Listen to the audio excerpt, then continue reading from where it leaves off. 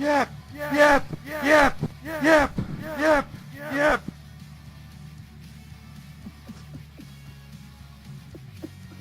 Is that your intro? Yeah. What is up, Robot Wars fans? Hardcore Kid here with a very special edition of the Hardcore Podcast. Joining me, he's finally made his big return. It is Anderson. Hello, YouTube, back again. It's nice to be back. And making his second appearance on the podcast, we have Rossetti's Replicas. It's Rossetti's Wars 2, Electric Boogaloo. So, Season 10 has ended, and now we're waiting very impatiently for Series 11. Still no word yet. But until then, we're going to be taking a look at some of the other Robot Wars matches from the International Series. Yes, there wasn't just a UK series. There was a US series, a German series, a Dutch series, and some of those complete knockoffs that you see over in China and Beijing and wherever. King of Bots, which is a complete BattleBots clone, but you know what? I like it. I mean, they get more than 4 fights in an hour, so... Oh, hell yeah. They got like 6 or 7, so... Yeah. Plus, they don't have commercials, so they have plenty of time to get their stuff going over there. Plus, it's China. Yeah. China's awesome, so... I'm living on the Chinese rock. So, we're going to be, until Series 11 comes along, we're going to start off with some of the international series, and we're going to be starting off with the US series, aka Robot Wars Extreme Warriors, which aired on TNN, which is now Spike TV, or at least it was Spike TV, since they're closing the channel now. Idiots. Yeah, well. So, this first episode was first broadcast on August 20th, 2001. The first episode of Extreme Warriors, and of all episodes to start with, the House Robot Rebellion. The one tournament that is usually the closer for most of these events, mainly because they don't want to kill all the house robots, and this was the first episode they decided to air. I don't know. I guess the goal is to market the house bots, and did that. And they were very successful with that in this episode, weren't they?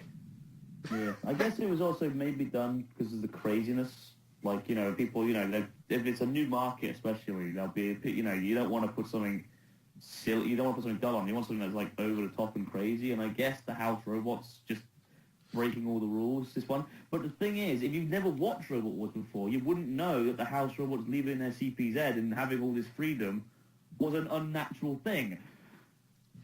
Yeah. So it makes no sense. I don't know. And but believe it or not, the first event that was recorded in the studio was the U.S. Championship, which turned out to be a complete clusterfuck. Since it was 4 6-way melees. A lot of the robots either broke down really quickly, so we didn't get to see much of them.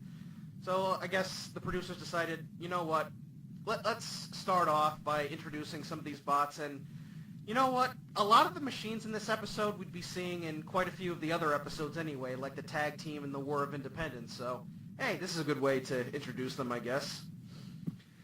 Little interesting thing about Extreme Warriors, and if you guys thought that the wrestling gimmick for the UK Extreme was very over the top and cheesy, just wait until you watch this episode. I mean, it is completely WWE meets Robot Wars.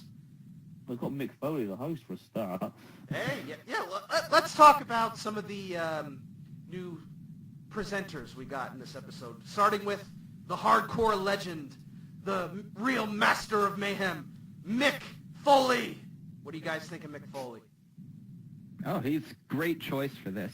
And apparently, like, even behind the scenes, he was, like, really engaged with the robots and stuff. Yeah, it's like, this first season, he was, like, really into it, and he was just being so over the top and wacky, and... Oh, I have a wrestling reference. I give him positive 5 stars. How'd I do? It's a good start. Yes. Good start. I mean, What do you think of Mick Foley, Anderson? oh, God, I love Mick Foley. Yeah. To the point that I remember when I first ever watched the US series back when it was, it must have been like 3-4 years ago now. Yeah. And when I saw that, I actually fangasmed. It was brilliant. It was like, yes! But, and it's really quite surprising because, usually when you get obviously, one, he's a perfect choice, hardcore wrestler, known for violence and mayhem, and that's what Robot Wars is all about.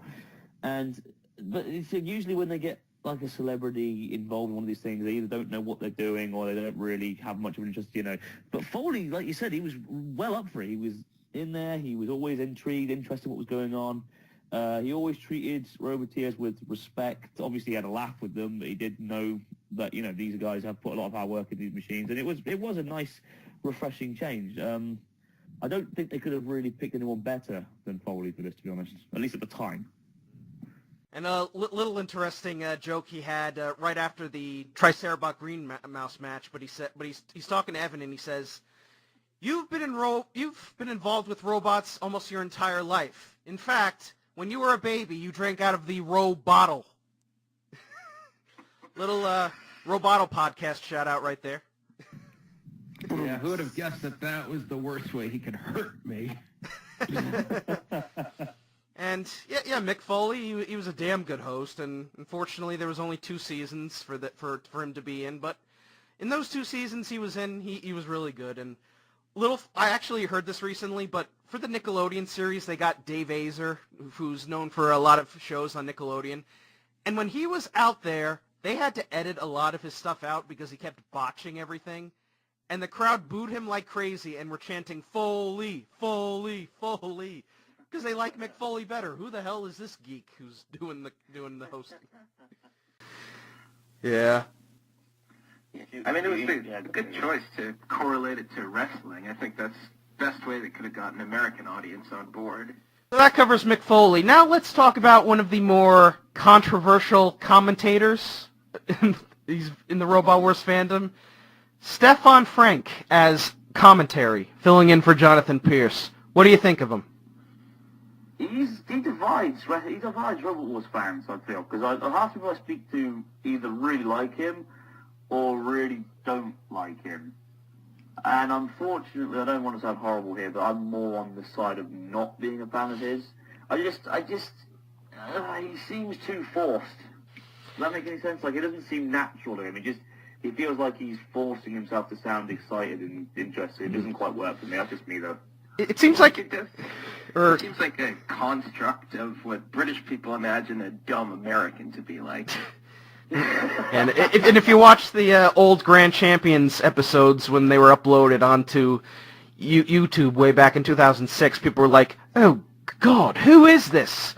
Bring back Jonathan Pierce. Who is this Americunt?" Yeah. Yes, he's 18 plus now. I like him because he fits the whole wrestling gimmick idea for this. He almost kind of reminds me of Jim Ross in a bit. He's got a little gravelly voice to it and such. And believe it or not, Stefan Frank has actually done some voice acting work outside of Robot Wars. He does the voice of Mr. Robinson on The Amazing World of Gumball right now. That's awesome. Yeah, and he also sang the Fat Controller song on a particular show about talking trains. I've never heard of it. Have you guys heard of it?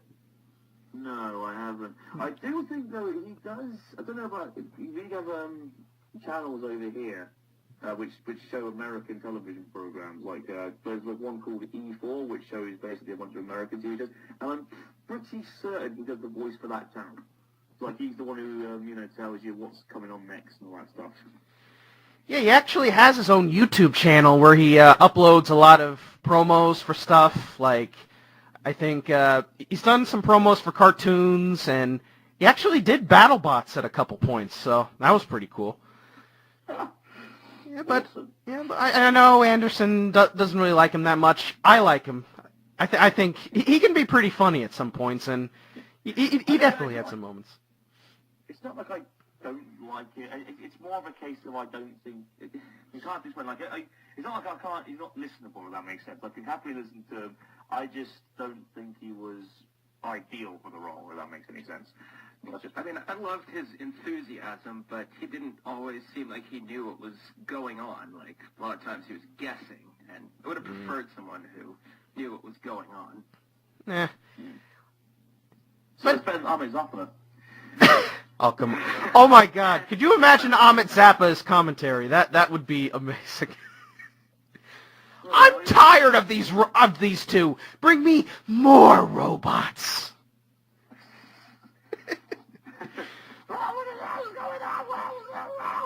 That's all his commentary was, and I swear, I couldn't understand a freaking word of it. I will say, I would much prefer them over the BattleBots commentators they got. I mean, God bless Kenny, but he's just not good. Speaking of not good, let's talk about our pit reporter, Rebecca Grant.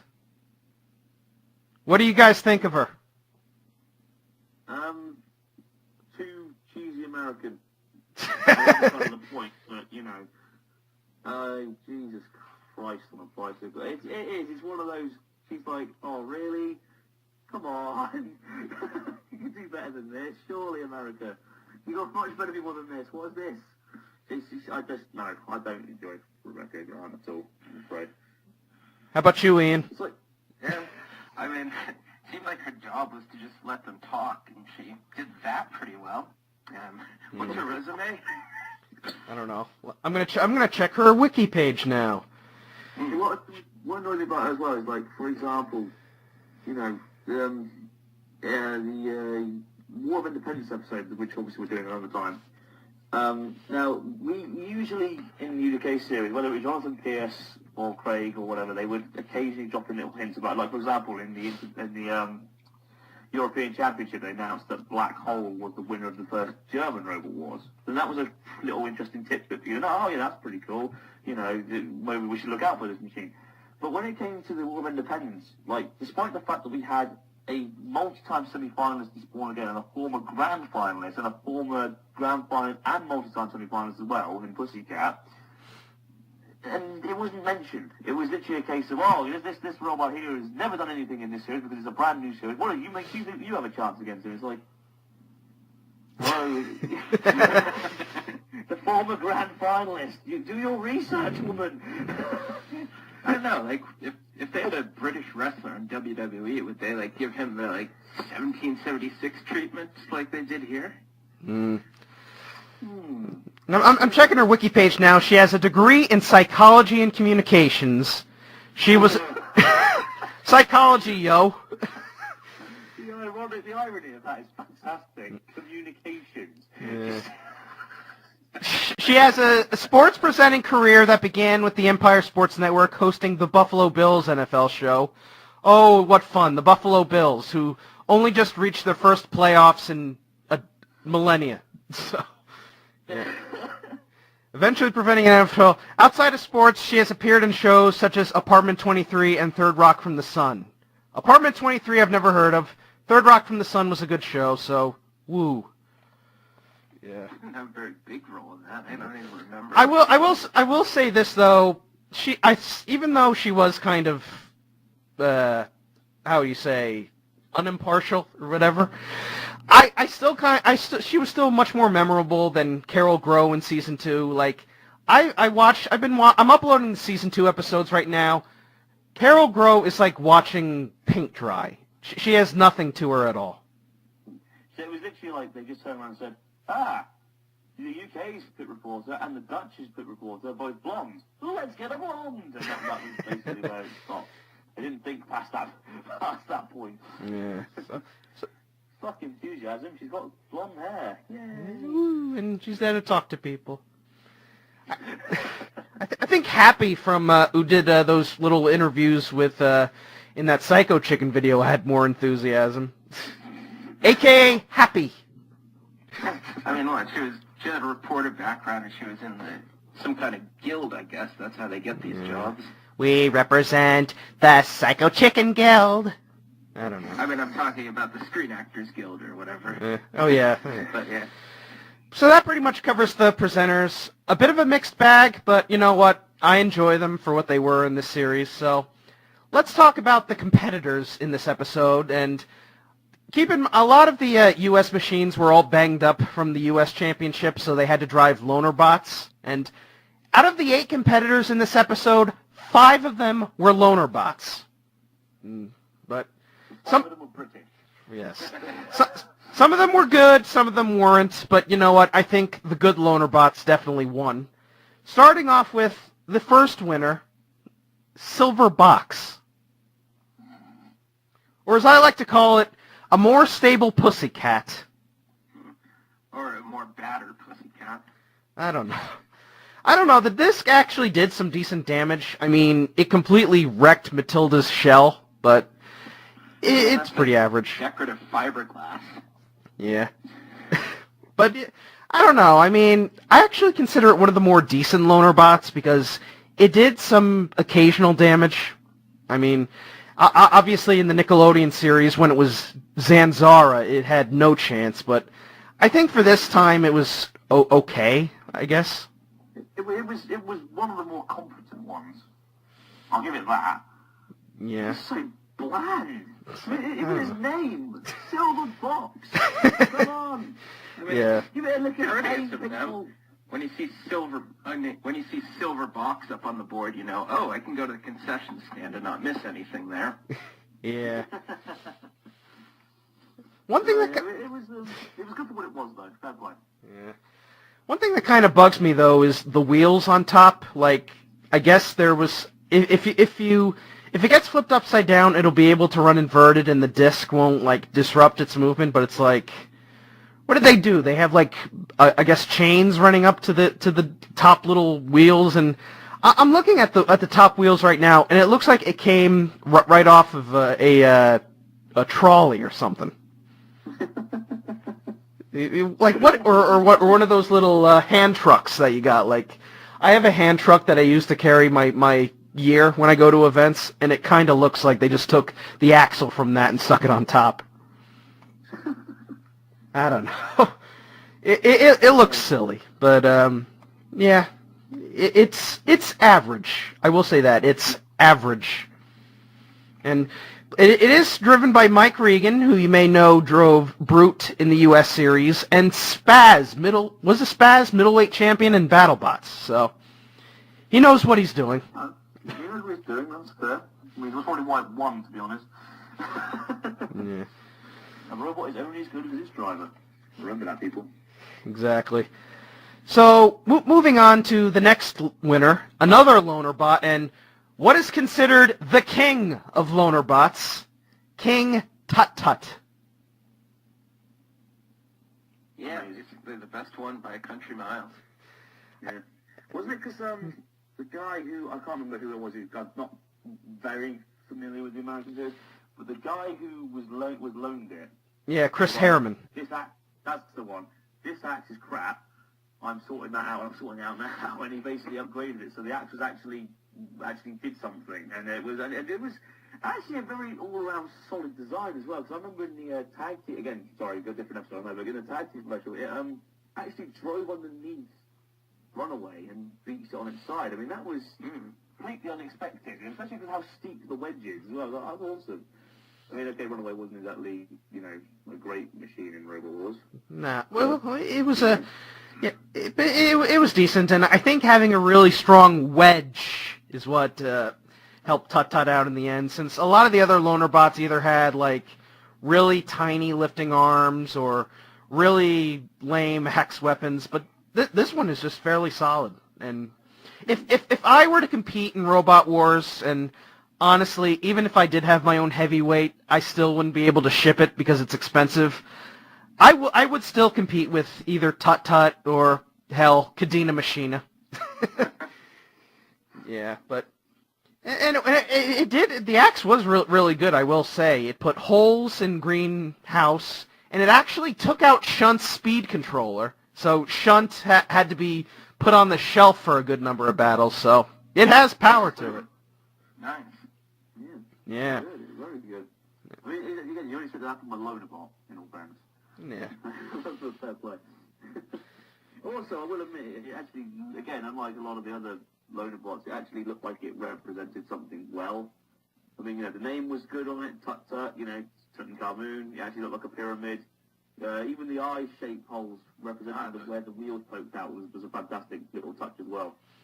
Yeah, I love those. Yeah. Any last things to say about Tut Tut? Only, Sorry, I apologize. Any pyramid jokes? Because I know Ian, you love to use a lot of gimmicks for your robots. Any gags or anything you want to say about Tutankhamun? I think it is, without a doubt, the second best Egyptian-based bot in all of robot combat. Oh yeah? Who's number one? Quicksand. Yeah, Quicksand. That's Ian's bot. And little wedge. Yeah, I don't know. Can we edit in pictures or something? Hell yeah. I like Quicksand. It's a wedge, but it's got like a bunch of gimmicks on top, like a little quicksand pit and an island, and he's got pieces of tires on the side. It looks amazing. So when it comes to Tut, people got the point. Exactly. They got points on the nerves. Yeah. So. Go. Oh. I just put a picture in chat.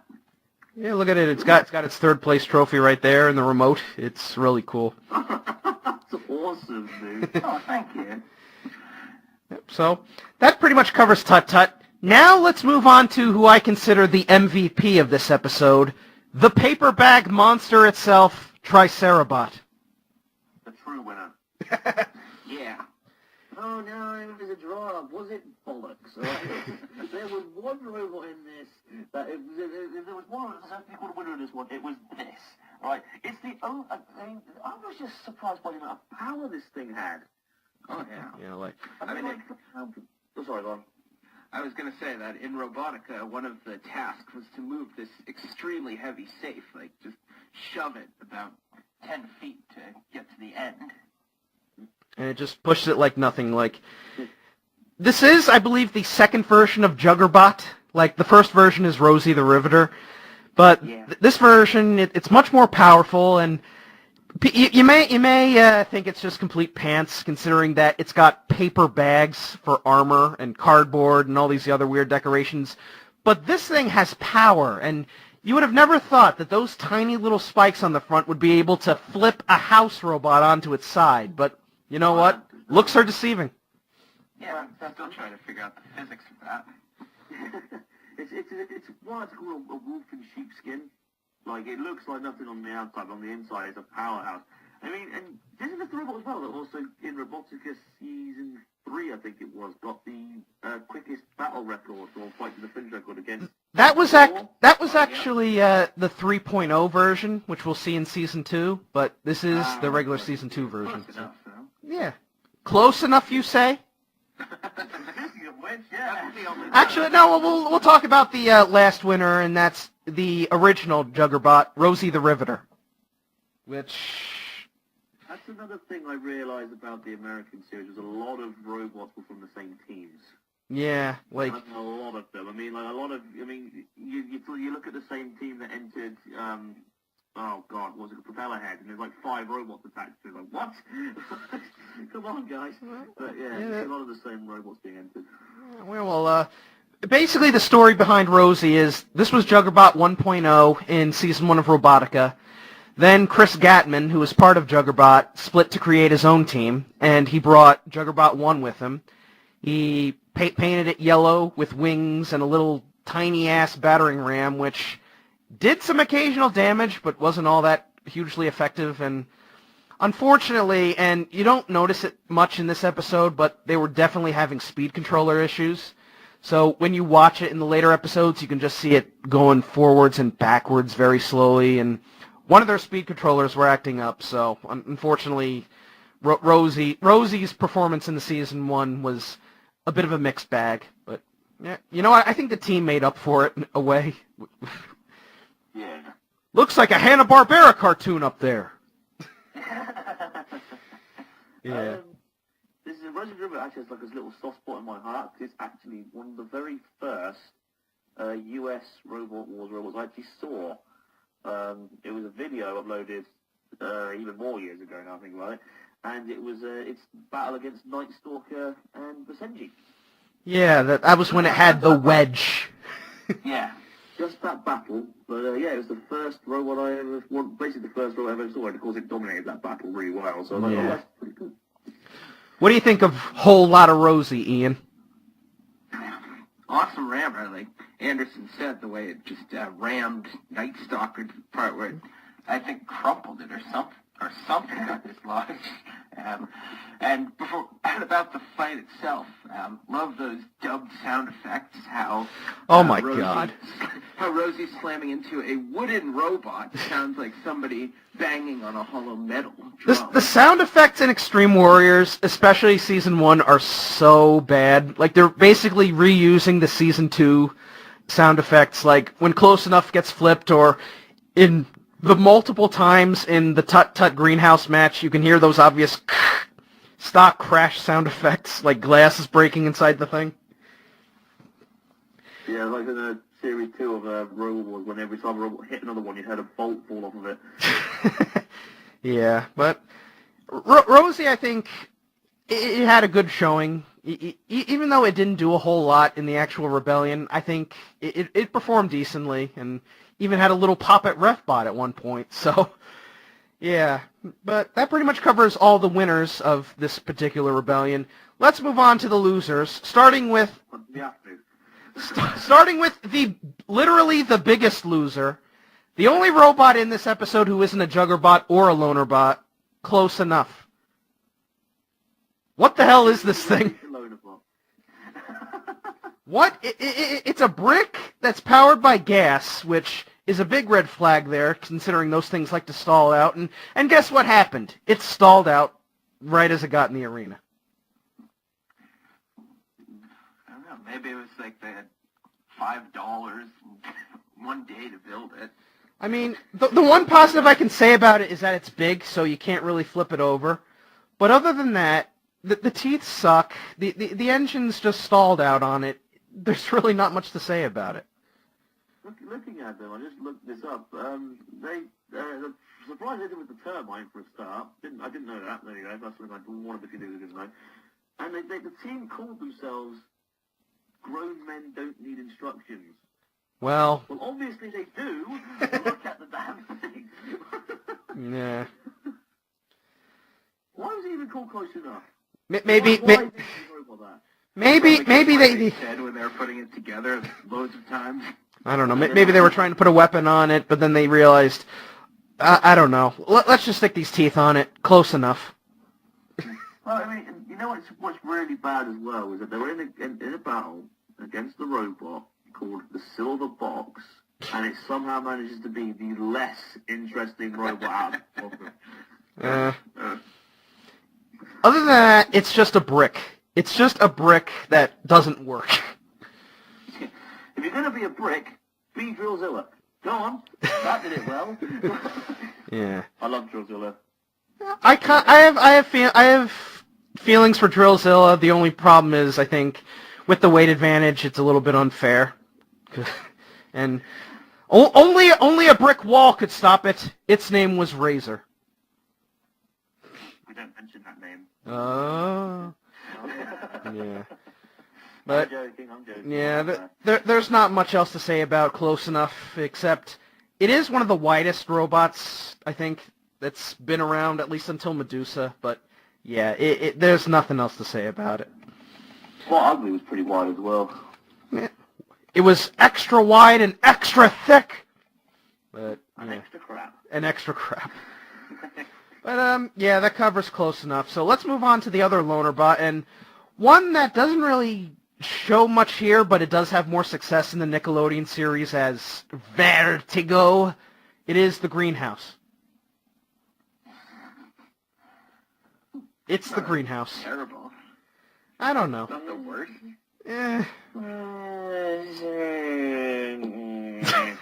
It's basically a polycarbonate box with a lifting arm that really can't do anything.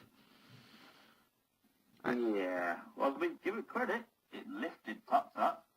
Fair play. And then it ran out of gas. Yes.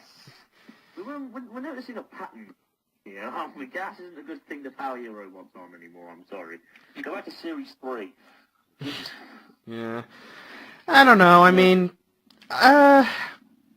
it's a thing. I mean, it wouldn't have done a damn thing in the actual Rebellion if it had made it, but I don't know. again, as far as loader bots go, it's probably one of the more structurally okay machines, I guess. I mean, it's got a working weapon that actually can lift something. It's relatively well armored for the time. But it's a loader bot. Yeah. It's got so many glaring errors, it's unreal. Yeah, but... And speaking of Bot Ugly, this was in fact driven by the Bot Ugly team from Tyler, Texas. Oh, yeah. Yeah. Didn't know that either. So, yeah, that's the greenhouse. Now let's move on to the Green Mouse. Well, yeah, that was a bit stupid, wasn't it? Let's be honest. I mean, Well, essentially, it's two similar names, and it's basically a very similar design, except the green mouse has more armor to it, and of course the green fur. But this is no. Hmm? The green mouse Can't lift things. Yeah, Well- it can't lift it. That's exactly it. It's half its robot is the lifter, and because there's no base plate under the lifter, it lifts, and its body just flies in the air. yeah.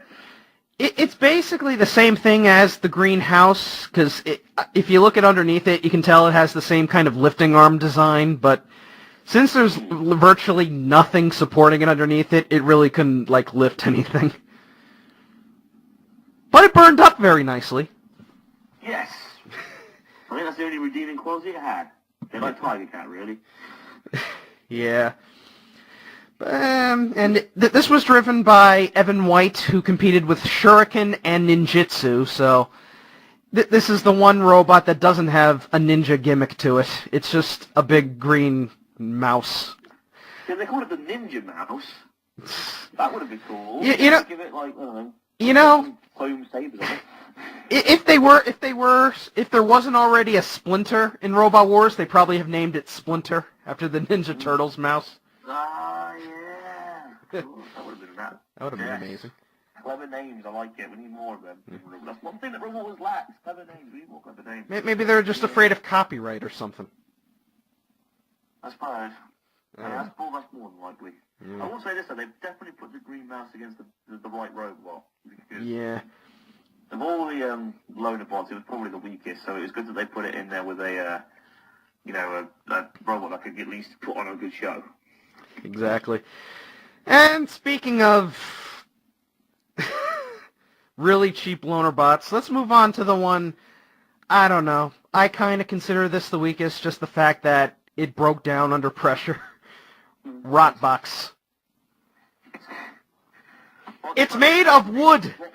It's wood. It's got the name Rot in the title. Rot is in the title.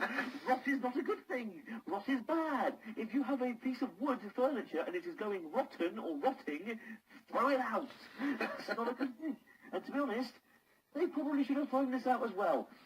Because then they don't want to become Bang. Yeah, the team loved this loaner bot so much that they brought it back.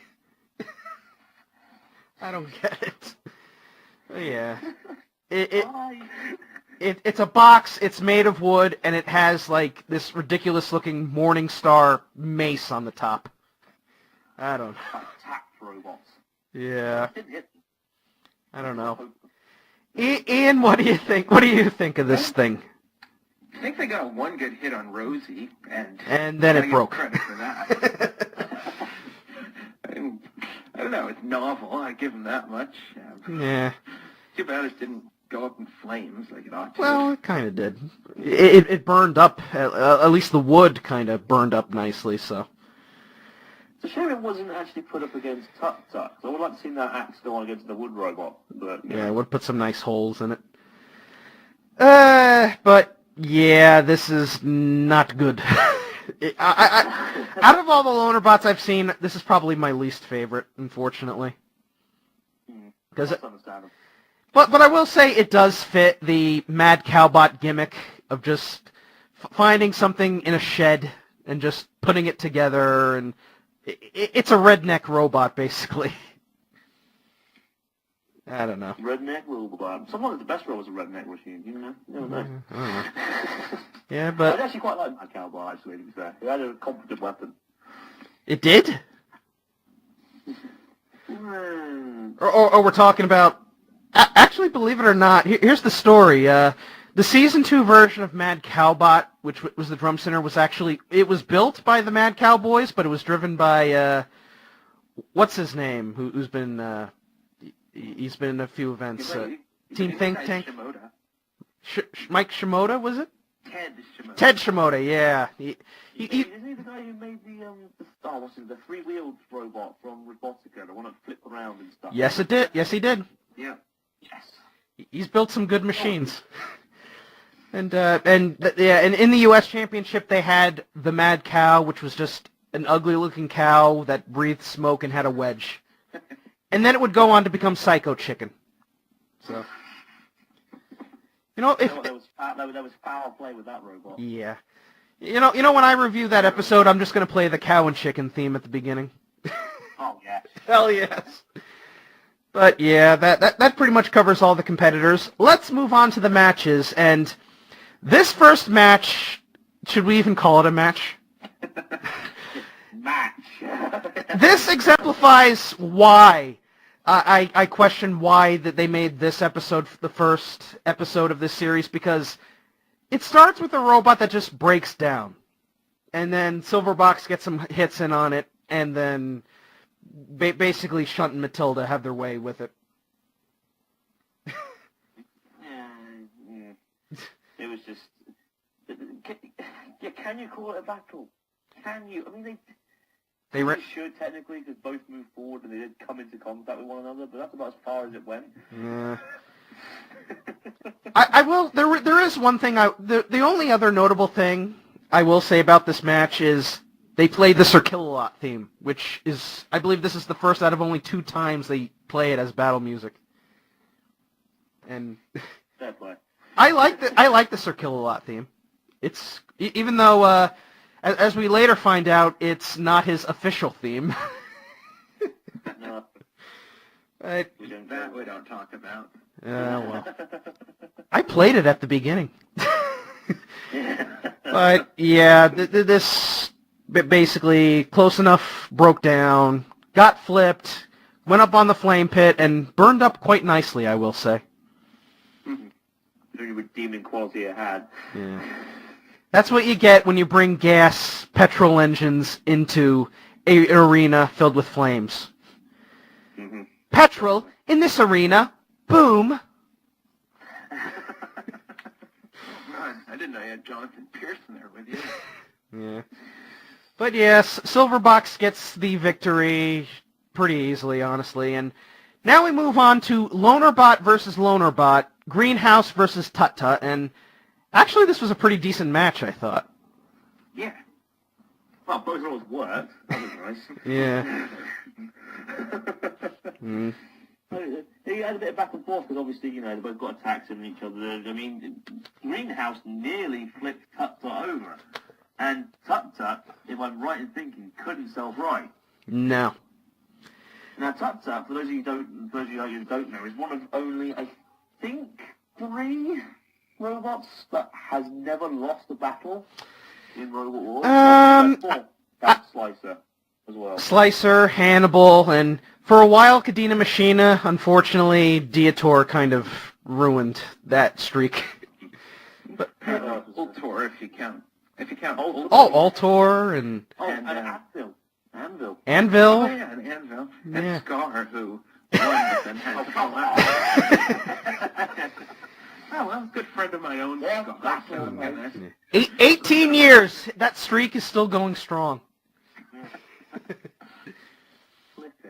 Yeah. This was a decent match. Greenhouse got some lifts in, but then the flipper ran out of gas.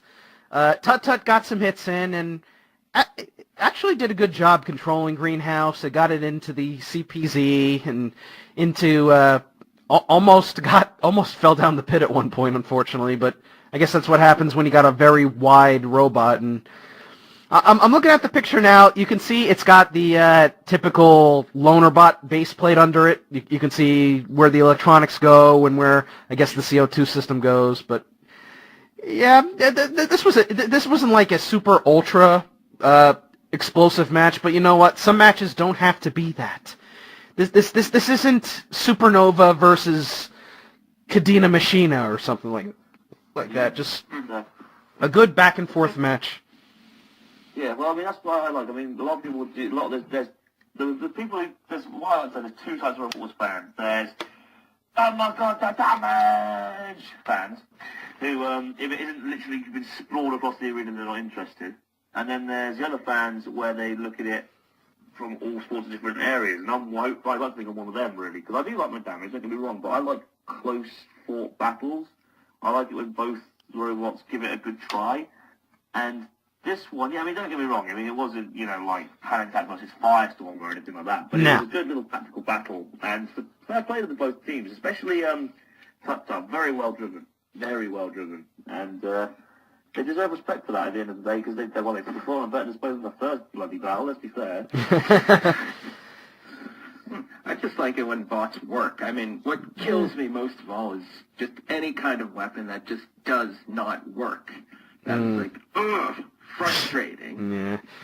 So, I mean, I'll take a, less than actional battle as long as they do as much as they're designed to do, their full potential.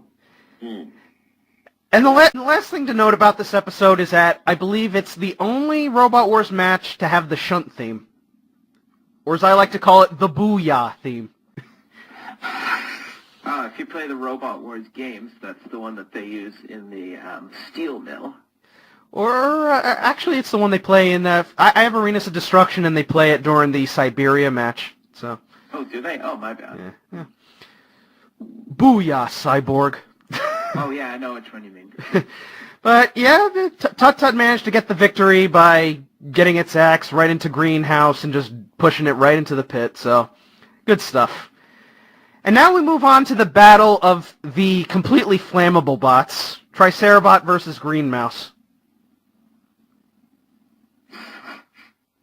It's a match. This was a Pyrotex bloody wet dream, this one, let's be fair. Yeah, just stick Deitor in there and boom, you're guaranteed to have flames. Silent Bash and a nice can of petrol. Did you notice Sergeant Bash wasn't even in this episode? You'd think with these two bots in it, they would at least have him in there. Exactly. I don't know. That would have made more sense. Shame. This is definitely one of the more entertaining battles just because Tricerabot owns life, let's be fair. Yeah. Tricerabot is dead. He got another, flip that we can't even figure out how he did that. Yes. But Slammed into it. He says, I'm just going to end my life now and roll over for you. Oh, mighty Triceratops warrior. basically, Green Mouse just decided to try to leap over the paper bag, and then Tricerabot just got in and speared it over, basically. I tell you what, that little attack actually reminds me of. It reminds me a lot of Firestorm versus Crash and Nashia from Series 3. Just drove into it, and that was it. Yeah, right, kind of does. Thanks for coming, lads. Bye. I will give Green Mouse credit. It actually worked, unlike the second Rebellion, where... Well, it eventually returns as Squirm and Vermin in the Nickelodeon series, and it doesn't do jack shit. I think it lost drive, and then that was it. Well, I Yeah. didn't catch one. They turned the flame pit off of the Nickelodeon, didn't they? They turn it into CO2 because flames are too dangerous. I don't know. Sir K, because what the fact that, children were in teams beforehand and they were okay to say Sir K like that, it's a stupid thing. They call him Sir K in both the games and in the magazine. So Sir K was actually one of the Knights of the Round Table, so it kind of works. yeah, sure. Sir K-A-Y. They're more than happy to keep the word dead in there, though, weren't they? And for whatever reason in Grand Champions, they call the kill cam K-cam. I don't get it. Well, I mean, I do know that, back in the 90s, America, telling someone, you're dead meat, was such a ubiquitous expression that they really couldn't, there really wouldn't be any big deal to acknowledge it. Yeah. So, Acknowledging something that kills a lot, I guess, might be a little bit too risque in audiences. Crush, kill, destroy, swag. yeah, coming up after this, Rocco's Modern Life. Oh my god! I watched some of the old episodes. My god, they get away with so much. Oh yeah. Choky chicken, Balzac. I swear. Oh baby, Rocco. So basic. One more time. I was a very naive kid. I thought, like, that sounds ironic, but they wouldn't put that on a kid's show. I must be mishearing. Nah. That was me at 12. Yeah. So yeah, this match basically, Green Mouse got a lift, but couldn't flip it over. Dead Metal decided to take a bite out of Tricerabot and got one of those little decorations off. Green Mouse hits the pit button, almost goes into the hole, and then just tries to flip Tricerabot, but ends up getting flipped over. And then Tricerabot decides to make Green Mouse extra crispy, and we get a very delightfully burnt mouse at the end. So this was entertaining. I enjoyed it. As a spectacle, it was brilliant. Yeah. Just the pure funness of it, the fact that, I mean, like I said, I like close battles, don't get me wrong, but sometimes it's nice to see one robot get absolutely annihilated. Exactly. It's just so funny. But at least they tried. I get to give them that. So the final eliminator was Rosie the Riveter versus Rotbox, and I will give Rotbox credit. They got one good hit. They at least waited for a good hit, and then that was it. Which is partially attributed to Rosie's speed controller things. This was one of the few times where Rosie actually worked. It slammed Rotbox around. Rotbox got a flat tire. I have no idea how. I mean, they're filled with air. Pneumatic tires. And then Rosie decides, okay, I can't wait for the rebellion. I'm going to attack Refbot. Why not? That was really funny. I always wanted to smack Refbot anyway. Oh, everybody does. People, believe it or not, there are people who want to see Refbot back, and I'm like, why? Well, I admit, when they actually had something to do, like Series 5 onwards, when they actually had Encounter, I quite liked that because it was sort of like a certainty that a robot was finally out. But at the same time, if you're going to have this new rule where the robot's dead for 10 seconds, they're out anyway, what's the freaking point in having him there to begin with? You may as well, I mean, by the time they've realised it's dead and got Refbot to drive its ass over to the damn robot, it would have been deemed immobile anyway, so what's the point? Yeah. Well, I mean, yeah, it's a formality, but from a TV perspective, it makes it easier for the audience to follow. Yeah. Well, it was nice as a spectacle sort of thing. I mean, it's like, it's like in wrestling or boxing. I mean, you wouldn't know who won unless there was a referee there. I guess it's sort of the same thing. Problem is the referee always got in the way, and you might as well say that Refbot took a ref bump. There you go. But yeah, Rotbox got a flat tire, just completely broke down, and Kill-A-Lot, who makes his first appearance in this episode, and did anybody notice that Kill-A-Lot is missing half his breastplate which was probably from the fire, from the Tornado Pussycat match? I didn't actually. Yeah, it's like completely torn up, so, yeah. Well, where do you think it got ripped off from? When it got set up on fire during the Tornado Pussycat match, and it burned away half the fiberglass. Oh, yeah. Yeah. Bad times. But, yeah, I like that battle, and Kill-A-Lot got a little hot under the collar. And speaking of, so, yeah, Rotbox pretty much got obliterated, basically, and so we're going into the final rebellion, and there is actually a really cool story by Mike Morrow, the builder of Juggerbot, or Tricerabot. You know those bars that they have attached to the Juggerbots at the back? Those were meant to set fire. They were basically like little decorations they had on the side, and I believe that they covered them in gas or something. So they were going to use them to set fire to Kill-A-Lot if he came close to him. But obviously they didn't work. So, but before we get to the actual final match, we get a long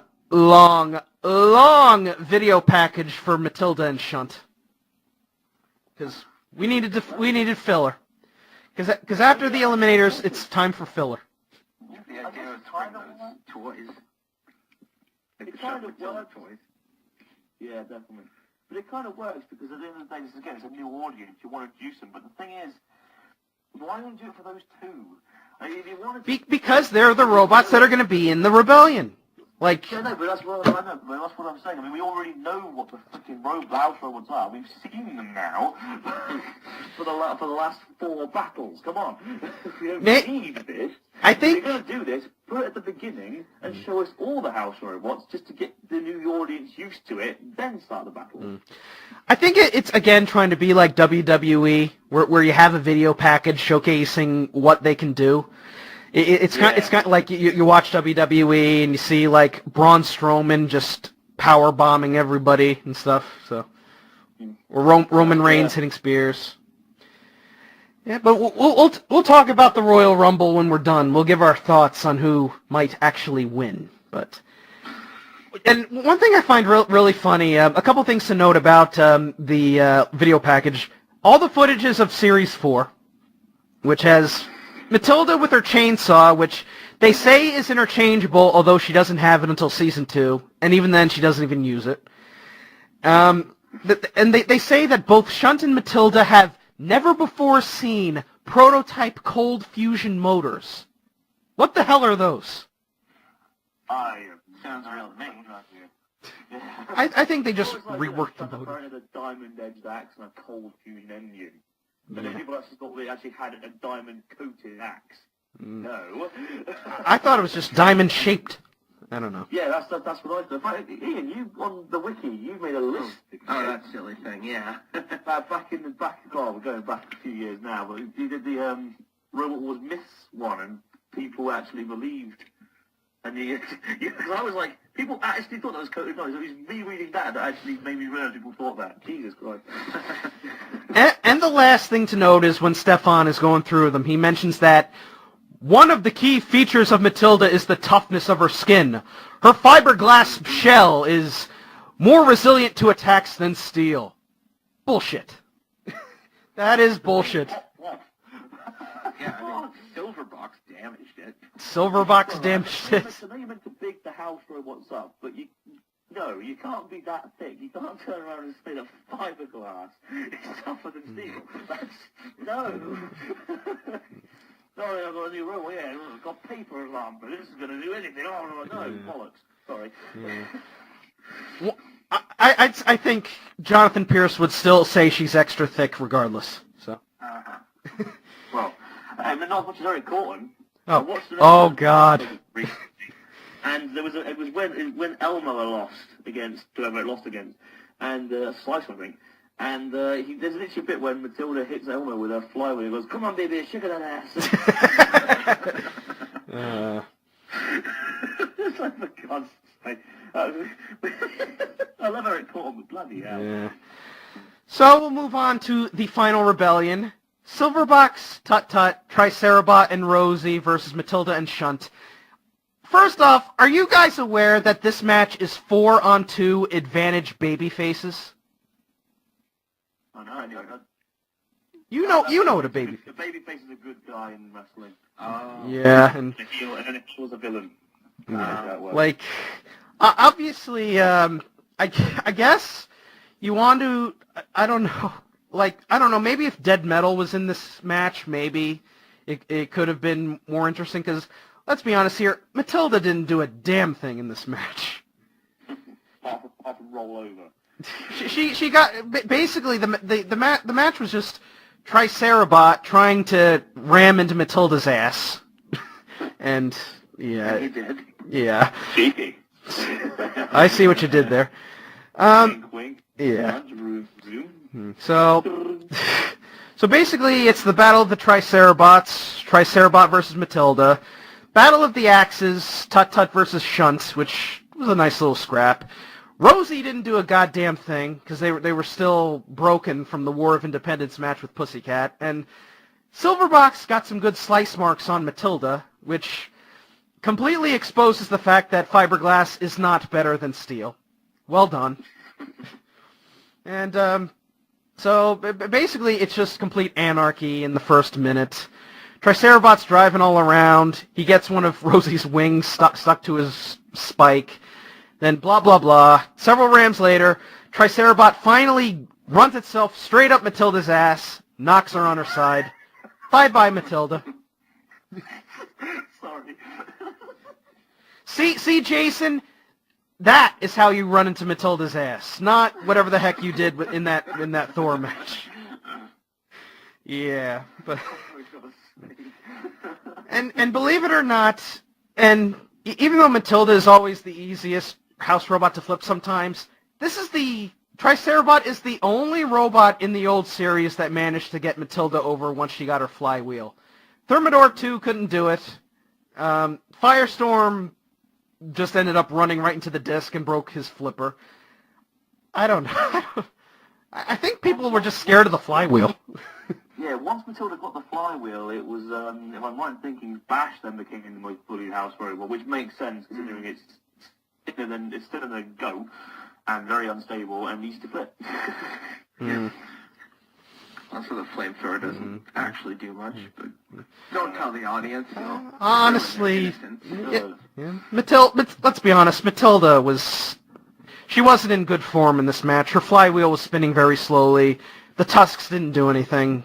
It took them a while, I think, to really get the flywheel done properly. I mean, a lot of series, apart from, I think, a couple of times where it hit a robot, it didn't really, it was always either spinning really slowly or just scuffed them, you know? I mean, yeah, okay, it ripped Firestorm's flipper off, but it wasn't until Series 6 where we really saw that new killer instinct from the flywheel. Actually, I think in Series 5 it was really damn good. How it just murdered Rohog and...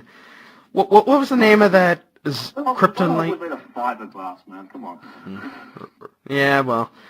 So Matilda's on her side, Shunt is completely helpless. Tricerabot rams him like nothing, and then, this wasn't actually seen, because hello editing, but Tut-Tut actually put its axe right through Shunt's armor, hit the speed controller, Shunt is dead. So it looks like it's a victory for the competitors, and then all of a sudden, Daniel Bryan does a run-in. There is a good reason why I put this moment at number 1 on top 5 smegged up moments of Robot Wars, just because of how completely ridiculous this was. Just like... Well, the fact that there was so much smoke you couldn't even see it. More smoke than the fog of war. Just this big moment, dun dun dun dun dun dun dun dun. Yeah. You don't see anything for like a minute because it's just smoke. It's like, all right then, lads. Cheers. So Tricerabot hits the pit button. Kill-A-Lot decides to go for Silverbox and decides, all right, you're going in the pit first. Big mistake. Because Tricerabot does the classic ramming up the ass move, and Kill-A-Lot goes right on his face. He's Billy Gunn. Tricerabot is Billy Gunn. He's an ass man. Yeah. And you guys know that, like, he did get him in the pit. They just edited that out. Yeah. Oh, yeah, obviously. They don't want to ruin the credibility of the house robot straight away, which, again, kind of ruins the whole point of putting this on first. Why not put it on last? Because then the audience can get a relationship with the house robots and realize, God, these things are awesome. And then as the series ends, oh, wait, the competitors own it. No, let's just make them look really weak in the first episode. Fuck's sake. Yeah, and so... I mean, I think it would have had to have been more even matched for it to, like, close the series out in that way. And, they didn't, my cut doesn't have it, but right after the end credits, Mike Morrow says, next time bring all the house bots in, because, let's be honest, it would have been more fair if it was like 5 competitors versus 5 house robots. In fact, if they do have a Series 11, and if they do decide to bring Bash back or something, have a 5-on-5.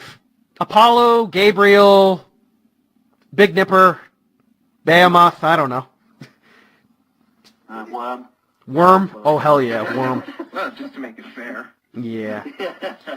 And so, the last 30 seconds of this was just Tricerabot wedge under Kill-A-Lot. Tut-Tut tries to get the axe in, can't do anything. Rosie tries to push him in, nothing. And eventually he does end up in the pit, but they end up raising the pit to try and get him out. But it's to no avail. He's stuck there, and finally time runs out. And so we decide to find out what the judge's decision is, and all Mick Foley says is, there is no victor. Bull fucking shit.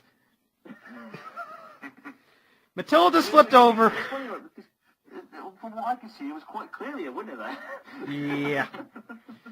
I think the idea was it was supposed to come down to whoever was left alive, like the Extreme Rebellion.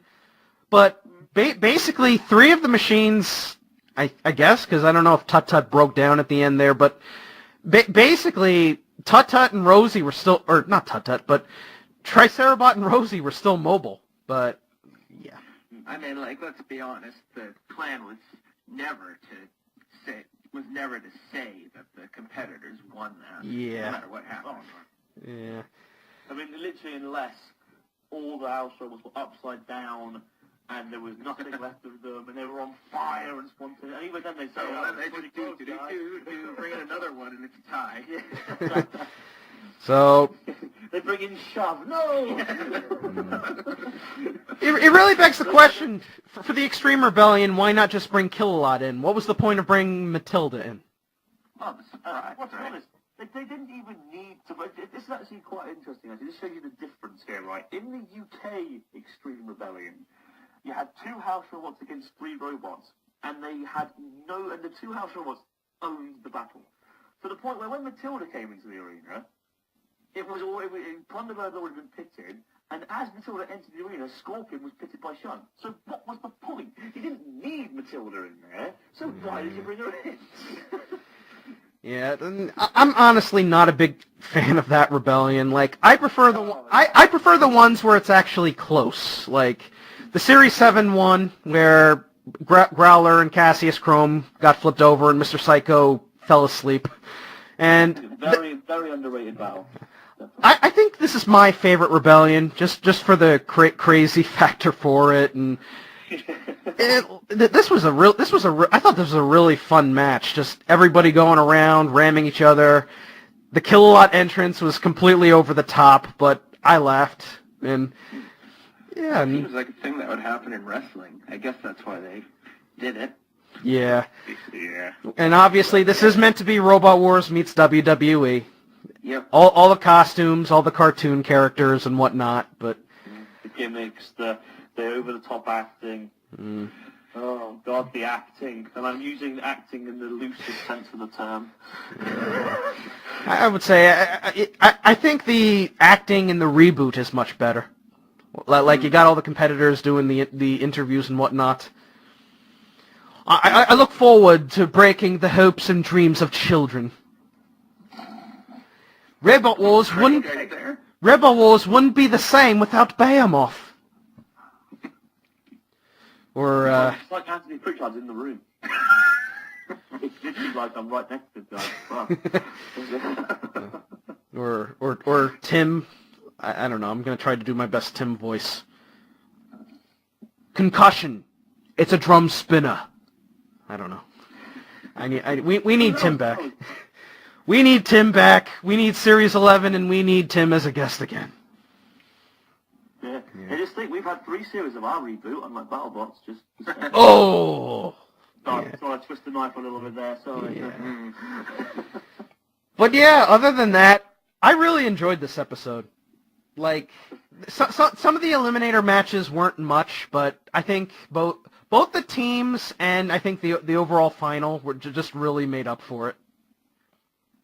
Ian's not going to understand this reference, but hopefully you will. I see this episode as very much like Great American Bash '89, in that the first battle, the first couple of battles, weren't anything out of this world, but like at the end of the second half of the episode really saved it, especially the main event, obviously, which was the Rebellion. Yeah, well, I gotta check the set list for a second. Road Warriors, Ric Flair versus Terry Funk. That sounds like a hell of a show. I haven't even seen any of it. Have you never seen it? No, I haven't, unfortunately. Oh, come on, man. I'll watch it after the Royal Rumble tonight. Sure thing. Any idea who's winning the Rumble? Not a clue. I want to say Nakamura, because I want to see him face AJ. That would be nice. And, Yeah. plus, it would also be nice because they would have. I mean, it'd be the first time since Del Rio, I think, where they'll have had a. What was Sheamus? Oh no, Sheamus. Sorry, they'll allow someone who's not an American win it. There you go. Or Finn Balor. I mean, Nate hates Finn Balor, but I still like him. I like his paint, and he has good matches. He can have a good. He's probably like AJ Styles managed to get a good match out of Brock, but I don't think Finn's gonna win. I think that they want a big scary guy to face Brock, so Roman is. I think Roman's probably going to face Brock. I don't think he's going to win the Rumble, but he's going to win maybe the number one contender spot in Elimination Chamber or whatever pay-per-view they got next. So, Yay! I don't know. You know what? I like Roman a lot more than I used to, probably because they're not having him cut those stupid promos anymore. Where is that? Yeah. I like it because basically the. Jason Jordan is now the scapegoat because with this stupid Kurt Angle son gimmick. So, yeah, that's a bit stupid. Ian has no idea what we're talking about. No, I agree with what you said. Yeah, but yeah, overall on a scale of 1 to 10, I'll give it an 8. How about you guys? 8. I don't know. I was entertained. Like the matches weren't fantastic, but I was really entertained by it. I mean, if I'm being completely honest, my score is a lot lower. I'd give it like a 3. Whoa! Yeah. Wow. I mean, it was just disappointing all around. Like, disappointing for the people, for Mike Morrow especially, who didn't get his proudest moment on television. Disappointment for the kids who were there expecting to see Razor, Hypnotist, and Chaos 2. Oh, don't be a fanboy. This is a new generation. Don't be Stuart Gibson. I mean, you know what I mean. Like, I mean, imagine yourself, like going to Robot Wars at that time, not knowing what you're gonna get, and coming up with these. Like, I mean, we don't think very highly of the loner bots, but this set being a majority loner bot thing, like, I mean, we had very few like actual good moments like that made me really leap out of my seat with excitement. I mean, it's like you said, a lot of bumping and banging with really the occasional tiny speck of gold in a good moment. Well, you know, there can be good Rambot versus Rambot matches. Like I've seen Quicksand's matches with all those D2 kits. I appreciate that. I mean, my favorites are the ones that, I mean, in my opinion, are the ones that, like, are either one-sided or end in a KO. Yeah. What do you think of this episode, Anderson? I'm gonna go 7 out of 7. It's, I realised that when it comes to episodes of Robot Wars, there's 2 things you've got to judge it from: battle quality and spectacle. Yeah. Spectacle being obviously the crazy over-the-top shit that happens, and obviously the battle quality is obviously, you know, whether it's, for example, I mean, I wouldn't call Hypnotist versus Splinter a good battle. I'd call it a spectacle, because it wasn't really a major fight. It was just one that would get ripped to pieces. And I think this episode mainly is saved by spectacle alone. Yeah. I mean, that last battle was just so crazy and so weird and zany. That immediately adds a couple of points onto it, especially straight away for me. And but yeah, I think 8's a little too high. I think 3's a little harsh. Sorry, Ian. Yeah. It's okay. But I think a good 7, maybe 6.5, 7, somewhere around. Probably about 7. It's towards 7, so I'll go 7. Oh yeah, and I suppose to add to what you said about the considerations, quantity is perhaps a big one for me. Like, I mean, I don't think I could ever rate an episode like extremely high if I've come to expect a lot of battles in an hour and only get a few.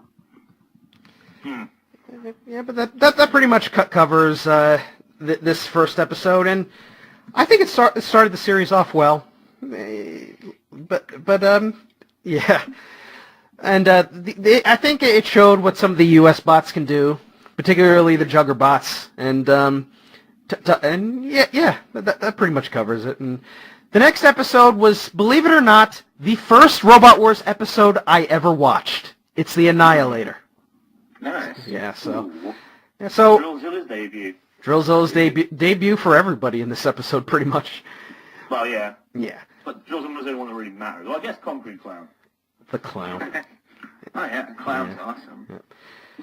So yeah, and when I have free time, hopefully I'll be able to get Nate to join us, and maybe a few UK guys. Hopefully we'll get Jim back. And unfortunately, we were going to have him join us, but unfortunately he was busy. So I don't know, and maybe Jim will do his own reviews of these episodes too. I'd like to hear what he has to think. I'd like to hear that. Yeah, I think we all would. Yep. So I'm still uploading the season 2 episodes. I'm up to Heat H, aka the Shit Heat. So, which features such, Part 2 on that one. Oh. and it features one of only 2 U.S. champions in existence, Tyranobot. Woo! Yeah. Yeah. Yeah. So. I think actually that might have been because they were originally only going to do 4, and then when they looked at their inventory, they said, "Hey, we have enough for 8 heats. Let's do it." And Yeah. unfortunately, that meant all the good ones were already assigned. Yeah. So yeah, that pretty much covers this episode.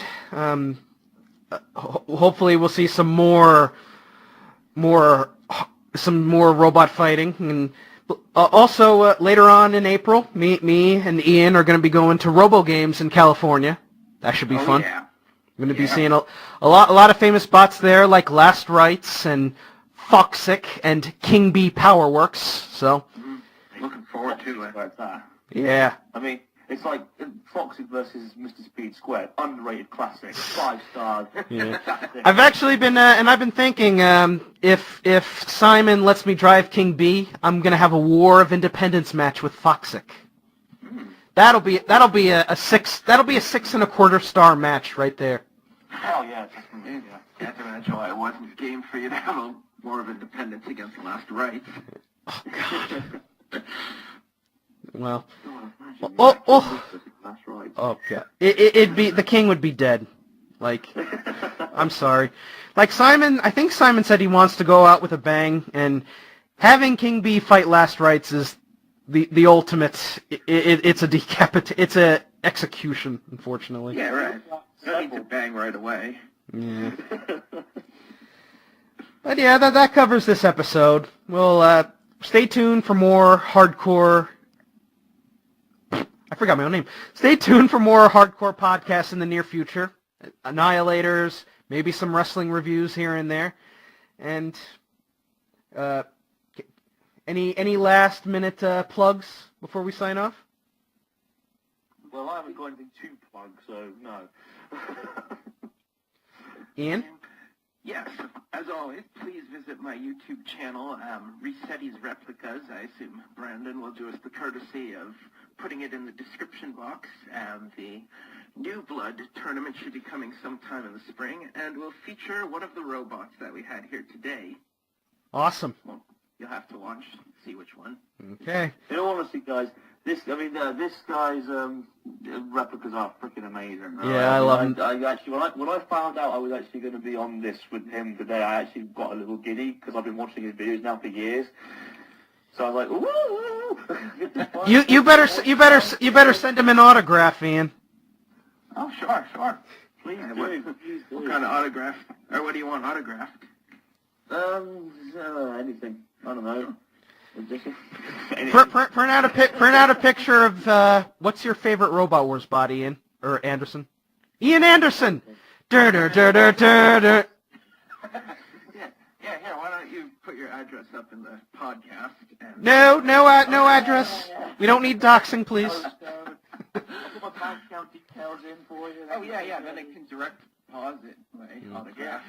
You never know who I might dox, so y'all can suck on my cocks. Alright, so until next time, I'm the Hardcore Kid. I'm Rossetti. And I'm that British twat that doesn't shut up. Yeah. Until next time, peace out. And unfortunately, Nate isn't here for any last-minute zingers, so... Anything? Let me think. Make a wrestling reference. There you go. He likes ice hockey. There you go. There you go. All right. Peace out, guys. Peace.